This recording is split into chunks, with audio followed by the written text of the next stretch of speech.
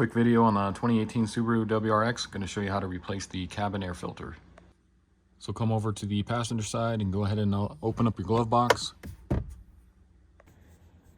So then come on the right side of the glove box here, locate this little strut here. What you're going to do is just use your fingers and you can just pry out on that, just like that. So now we need to drop this glove box down even further, and you got two tabs on each side. What you're going to do is push in on the plastic and then drop this down. So both sides here, push in as hard as you can and then come down with it just like that. And now we got access to the cabin air filter there. And so to get that out, what you do, you got these two tabs here. So you're just going to squeeze and then pull out. So go ahead and squeeze and then just pull this out.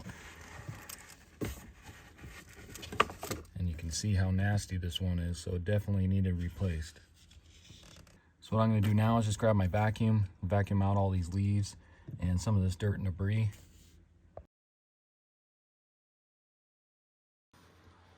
So let's take a look at our new cabin air filter. So this is the Purolator 1 C36115. Got this off of Amazon. I'll put a link in the description for it. But you can see it's the same size as the old one. Everything measures up. And as you can see how dirty that old one was. So definitely needed replaced. So grab your new cabin air filter. And if you take a look here, you can see there's an arrow and it says up on here. So you want that facing up for the airflow. Then just go ahead and slide your new one in here. Push it in until it snaps. Go ahead and bring your glove box up here. And you can just go ahead and push on it and it kind of snaps into place. And then go ahead and grab your piston here.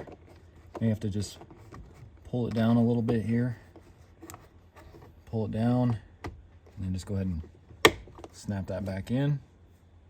And close your glove box.